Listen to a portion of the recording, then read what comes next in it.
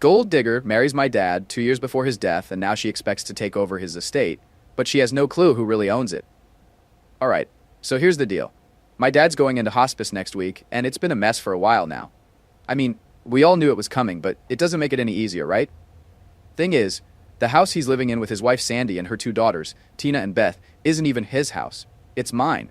I bought it years ago, but you wouldn't know that by the way they've been acting. But I'm getting ahead of myself. Let me rewind a bit. About 7 years ago, things got rough for my dad after my mom passed away. They'd been together for over 30 years, and when she died, it wrecked him. I mean, it was hard for all of us. But my dad, he fell apart. He lost his job a few months later, couldn't keep up with the rent on their apartment, and got evicted. It was like everything just crumbled at once, and he didn't have anyone else to turn to. I was all he had. So being the only kid in a position to help, I bought him a house. Nothing crazy, just a small place in a quiet older neighborhood. It wasn't fancy, but it was safe, and more importantly, it gave him a roof over his head when he really needed it. He had his dog Charlie too, and honestly Charlie was like his last connection to my mom. That dog was family to us, you know? It made the whole situation a little easier for him. For the first few years, things were good. Dad was healing, slowly, and the house became his little sanctuary. He got back on his feet as much as anyone could after something like that, and Charlie was always there by his side, keeping him company. I'd visit every weekend, and it became our routine.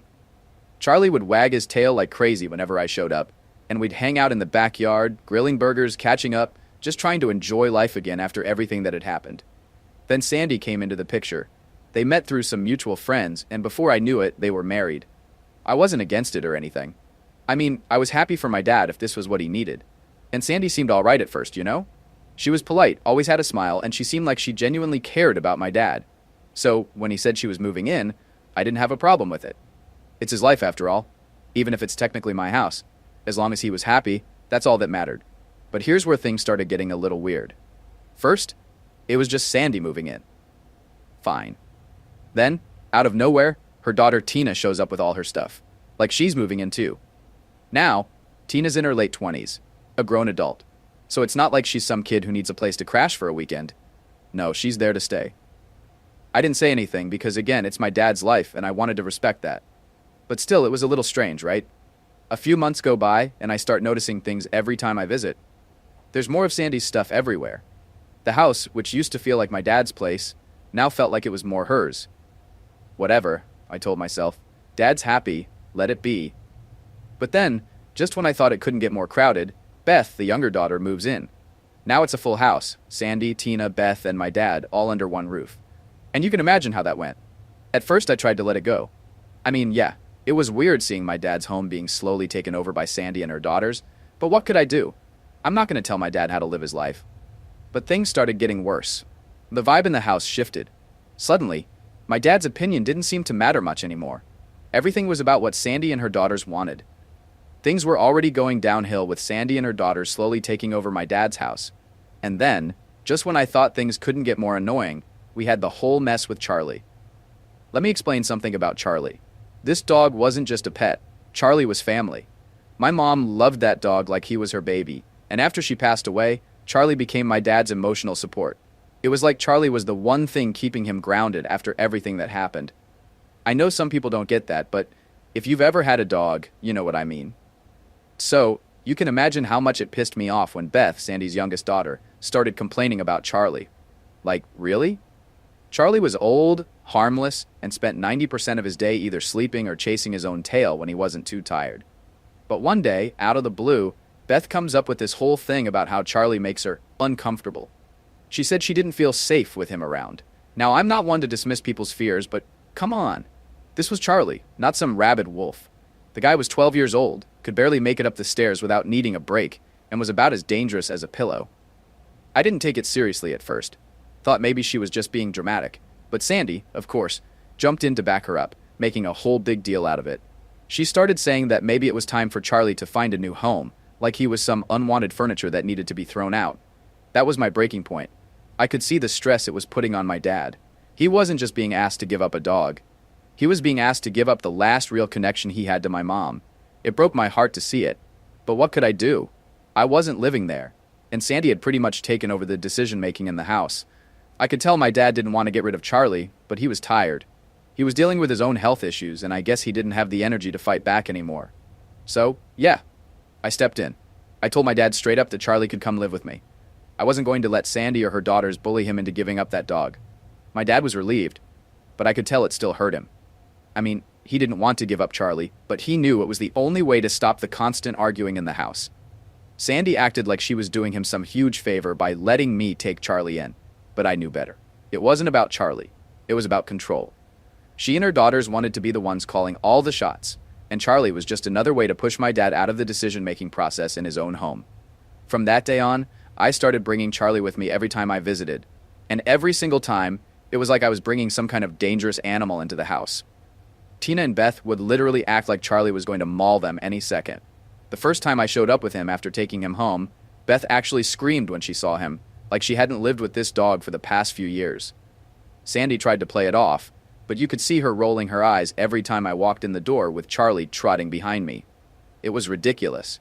Charlie would come in, wagging his little tail, barely noticing them, and all they could do was complain about how scary he was. I'd sit with my dad in the backyard, just like we always did, while Charlie lay there in the grass, not bothering anyone. And yet, every time Beth or Tina would peek out the window, give us this disgusted look, and run off like they were avoiding some kind of attack dog. Honestly, I think they just hated that Charlie was still around because it was a reminder that this was my dad's house, not theirs. Charlie was part of my dad's life, part of my mom's life. And no matter how much they tried to take over, Charlie was a constant reminder that they hadn't completely pushed my dad out yet. But then, one day, Sandy finally said what I knew had been coming. She asked me not to bring Charlie around anymore. I was fuming. Why? I asked. Charlie's not doing anything. He just sits there. She tried to sugarcoat it, saying how Beth still felt uncomfortable and how it was just better if Charlie didn't come over anymore. I could see right through it. This wasn't about Charlie at all. This was about power. She and her daughters had been slowly chipping away at everything that was important to my dad, and now they wanted to get rid of the last thing that connected him to his old life. I was livid, but I didn't want to make things harder for my dad. He was already sick, and the last thing I wanted was to stress him out more. So, I told Sandy straight to her face, Charlie stays, he's not hurting anyone, and if you don't like it, then don't come outside when I visit. She didn't like that, not one bit. But I wasn't backing down. I could tell she wanted to push harder, but I wasn't giving her the chance. From then on, every time I visited, Charlie came with me, and I didn't care what they thought. My dad deserved that much, at least. The tension in the house got worse after that. It was like Sandy and her daughters were just waiting for my dad to be out of the picture so they could fully take over. I could see it in the way they treated him, like he was just some old man taking up space. But as long as Charlie and I were around, they couldn't quite get rid of him entirely. And now, with my dad going into hospice, I can already see the writing on the wall. They think they're going to get the house, that everything's going to belong to them once he's gone. But they're in for a surprise. This is still my house, and Charlie, he's going to outlast all of them. So with my dad going into hospice soon, I knew time was running out to say goodbye properly. It was something I dreaded, but I couldn't put it off anymore.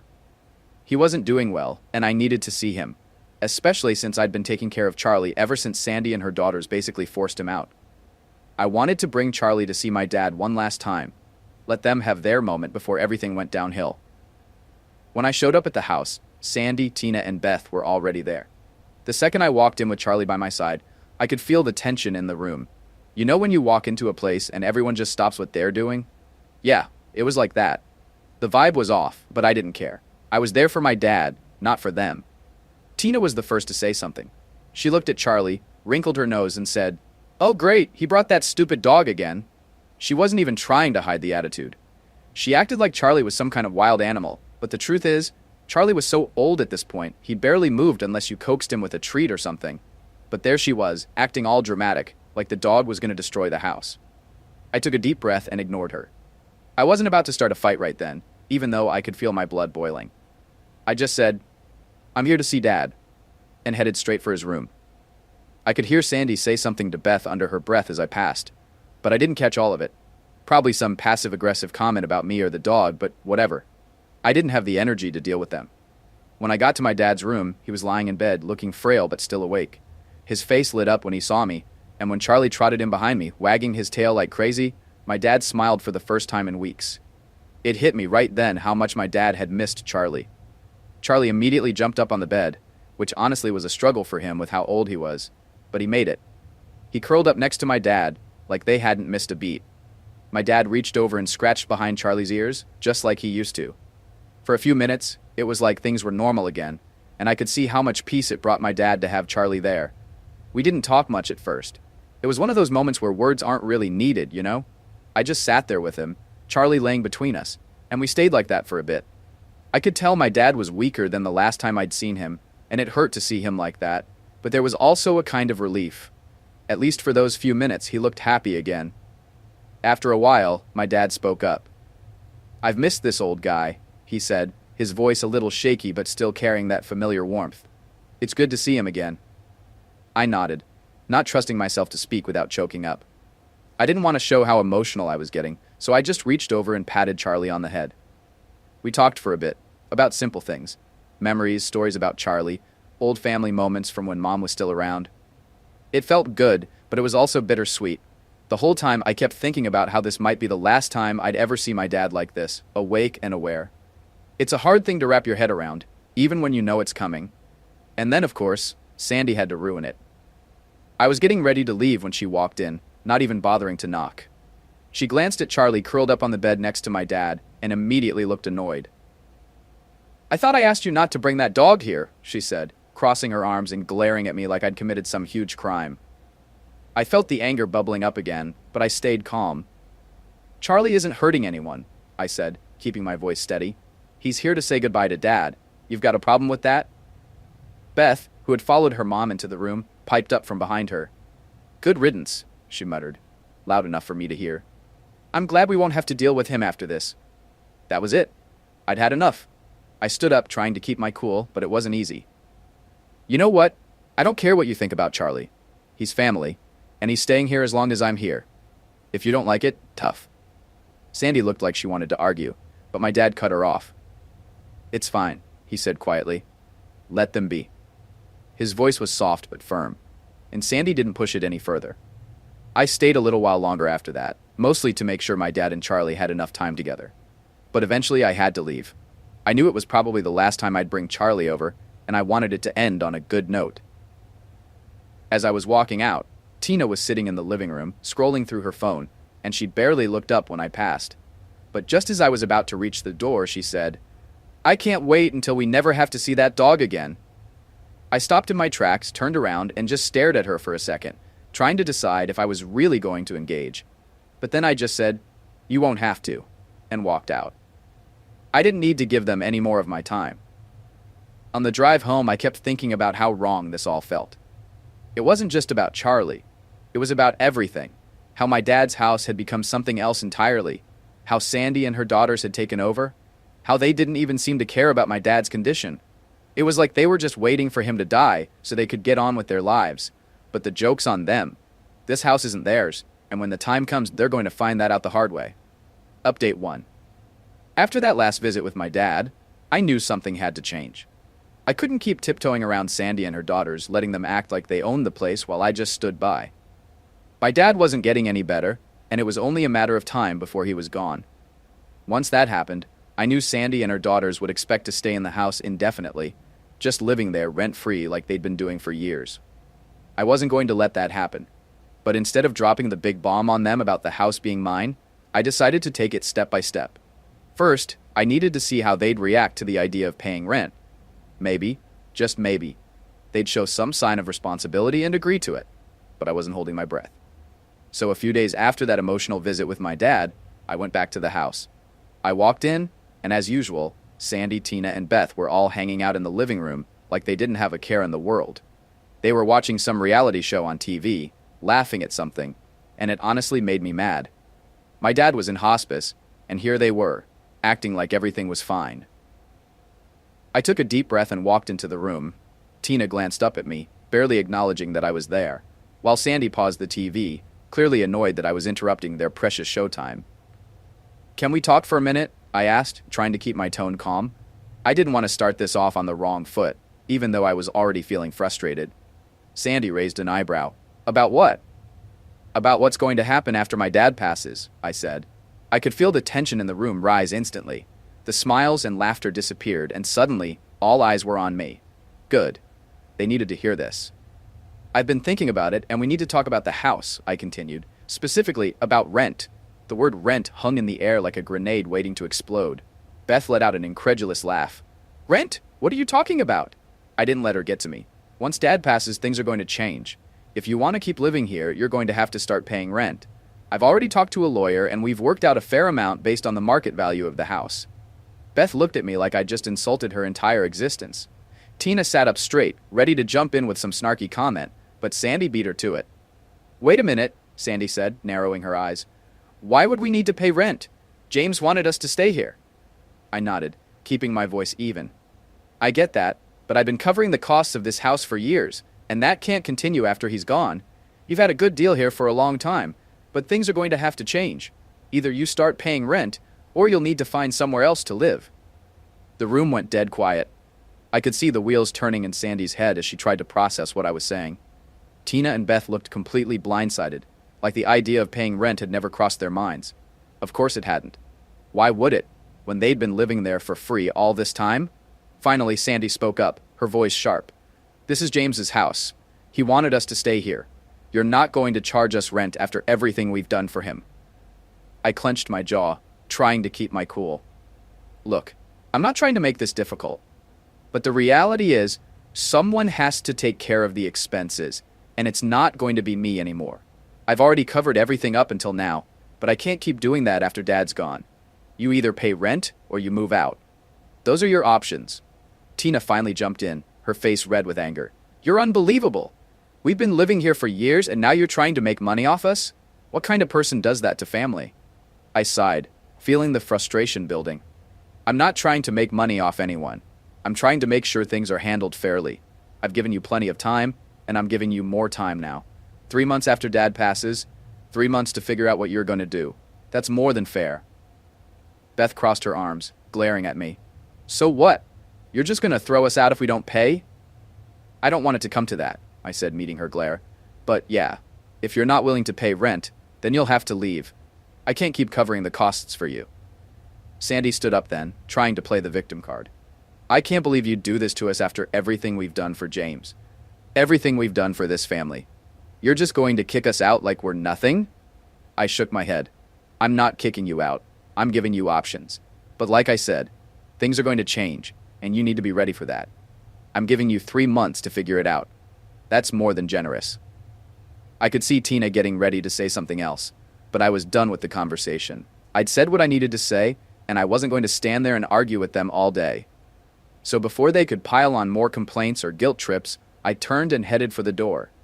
As I left the house, I could still hear them talking, probably trying to figure out how to get around this, how to keep living there for free. But I wasn't going to budge. I'd given them their choices, pay rent or move out, and in 3 months they were going to have to face reality. They just didn't know yet that the house wasn't even my dad's to give them. Update 2. It happened faster than I thought. One day my dad was still hanging on, and the next, he was gone. Even though I knew it was coming, it still hit me like a ton of bricks. Watching him slip away like that wasn't easy, but at least I knew he was at peace now. It was over for him, and the pain he had been living with for so long was finally gone. But after the funeral, I had to deal with the aftermath. And no surprise, Sandy and her daughters, Tina and Beth, were acting like nothing had changed. It was almost as if they'd been waiting for this moment, expecting everything to fall into place for them. Like they were ready to take over now that my dad wasn't around. But they had no idea what was coming. I gave it a few days after the funeral to let things settle down, but I wasn't going to wait too long. The sooner I dealt with this, the better. They were probably expecting to stay in that house forever, free of charge, but I had other plans. So, I went over to the house. When I got there, Sandy was in the living room with Tina and Beth, sitting around like they owned the place. They were laughing about something on the TV, totally ignoring the fact that my dad had just passed. There was no grief, no sadness, just them living their lives like nothing had happened. I stood in the doorway for a second, just watching them. It was surreal, honestly. How could they be so unaffected by everything? I mean, my dad had just died, and here they were, acting like it was just another day. Finally, I cleared my throat and walked in. Sandy turned to look at me, but didn't say anything. Neither did Tina or Beth. They just sat there, waiting. I guess they thought I was there to talk about funeral arrangements or whatever. I took a deep breath. We need to talk about the house. Sandy frowned, not understanding. What do you mean? We've already talked about this. We're staying here just like James wanted. And there it was. The entitlement I had been expecting. I could feel my anger rising, but I kept my cool.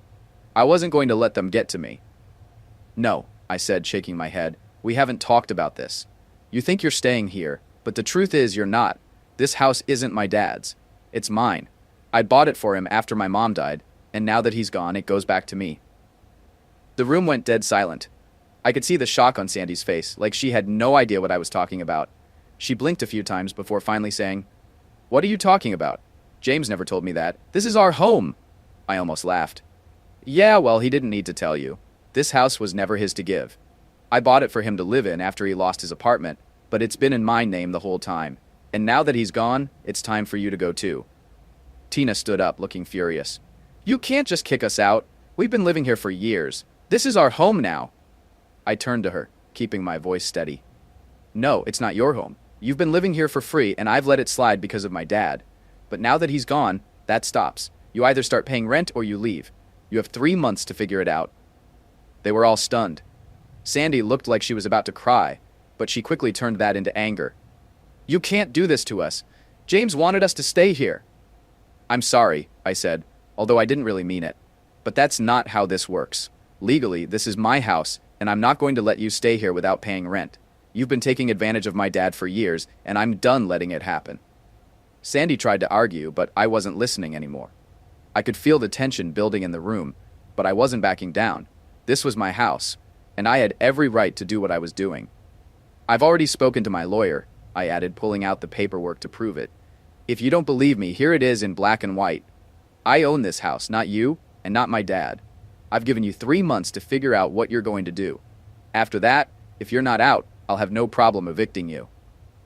Beth was sitting on the couch, staring at the paperwork with her mouth hanging open. This can't be happening, she muttered, looking at Sandy for some kind of reassurance. But Sandy had nothing. She knew it was over. I could see it in her eyes. She had been banking on this house, thinking they could just stay here forever, rent-free. But now, reality was hitting them hard. You've got to be kidding me, Tina said, pacing around the room. After everything we've done for James, you're just throwing us out? I almost laughed again. Everything you've done? You mean disrespecting him, pushing him to get rid of Charlie, and treating him like a guest in his own home? Yeah, real generous of you. They all started talking at once, trying to defend themselves. But I wasn't listening anymore. I'd had enough of their excuses, their entitlement, their complete lack of respect. My dad deserved better, and I wasn't going to let them keep living in this house like they owned it.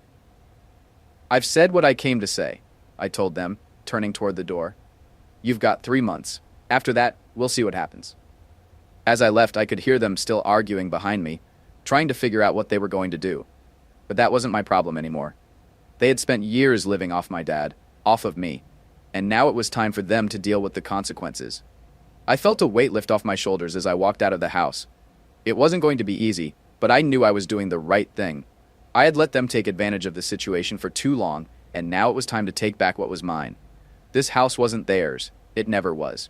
And soon enough, they were going to be out of my life for good. Update 3. So after I told Sandy and her daughters they had to move out or start paying rent, I figured that was the end of it. I mean, what else could they do? I had the law on my side, all the paperwork showing I owned the house, and I gave them more than enough time to figure things out. 3 months was fair, right? Well, apparently Sandy didn't think so. Because, get this, she tried to sue me. Yeah, Sandy actually went to a lawyer and filed a lawsuit, claiming she had a right to stay in the house because she was my dad's wife and had been promised it after he died. When I first heard about it, I almost laughed. I got served the paperwork one afternoon while I was at work, and my first reaction was, you've got to be kidding me. I mean, what was she thinking? She knew I owned the house. I'd shown her the documents, spoken to her calmly about it, and even gave her more time than most people would to get her life sorted out. But no, apparently that wasn't enough. She decided to take it to court, thinking she'd somehow win. Now, I've never been a fan of going to court. The whole process is just a headache. But at the same time, I wasn't worried. I had my lawyer lined up and ready to go. And I knew we had everything we needed to shut this thing down before it even got off the ground. The first thing I did was call my lawyer. He was calm about it, probably because this kind of thing happens more often than you'd think. He looked over the paperwork Sandy filed and was like, yeah, this isn't going to go anywhere. They don't have a leg to stand on. But even knowing that, I was still annoyed that I had to deal with this at all. I mean, come on. They had already been living in my house rent-free for years. What more did they want? Anyway, the whole thing dragged on for a couple of months. Sandy was making all these claims about how she was promised the house by my dad, even though there was zero paperwork or proof to back that up. She tried to play the grieving widow card, acting like I was this evil guy kicking her out of her home. But the reality was, she had no legal claim to the house at all. During the hearings, I had to sit there and listen to her lawyer try to spin this story about how Sandy and my dad had plans to leave the house to her after he passed and how she had put so much into making it a home for them. Yeah, sure. What she left out was how she and her daughters had taken over the place, treated my dad like a guest in his own house, and tried to get rid of Charlie, my dad's dog. But of course, none of that came up. I kept my cool through most of it. I knew the judge wasn't buying it, and my lawyer was doing a great job shutting down every claim Sandy's lawyer made. We had all the documents to prove that the house was mine, title deeds, bank records, everything. So every time they tried to bring up some promise my dad supposedly made, we hit them with cold, hard facts. One of the more ridiculous moments was when Sandy tried to claim she had made improvements to the house and that she deserved some kind of compensation for that. Improvements? The house was in the same condition it had been in when I bought it. If anything, it was in worse shape because they hadn't taken care of it properly. My lawyer pointed that out, and the judge shut that argument down real fast. And, to make it even better, Sandy's daughters, Tina and Beth, had the nerve to show up in court and act like they were victims in all of this. Tina tried to talk about how they had been living there for years and how it was their home, and I just sat there thinking, you've been living there for free, and now you're trying to act like I owe you something? I wanted to say something, but my lawyer gave me that look that said, let it go, so I stayed quiet. It didn't take long for the judge to make a decision. He basically said what we all knew from the start. Sandy had no claim to the house. There was no will, no written agreement, nothing that showed my dad had ever promised the house to her. And since the house was legally mine, Sandy and her daughters were going to have to move out. I wish I could say I was surprised, but honestly I wasn't. I knew this was how it would end. The whole lawsuit was just a desperate attempt to hold on to something they never had a right to in the first place. The judge gave them a final deadline, 2 weeks to move out, or the eviction process would start. When we walked out of the courtroom, Sandy wouldn't even look at me. She just stormed off with Tina and Beth trailing behind her, all of them acting like I had done something horrible to them. But I didn't feel bad. I'd given them more time and more chances than they deserved, and they still tried to screw me over. In the end, they didn't have much of a choice. After the court ruling, they packed up and left. I didn't hear from them again after that. No more phone calls, no more texts, nothing. It was like they disappeared, and honestly, I was relieved. The whole thing had been a nightmare, but now it was over. The house was finally mine again, and I didn't have to deal with their drama anymore. Sure, it had been a long, exhausting process, but I came out on top. And Sandy, well, she lost. It didn't matter what promises she thought my dad made. In the end, the law was the law, and she couldn't change that. So yeah, she tried to sue me, and she lost. Now the house is mine, and they're gone for good. And honestly, that's all I ever wanted.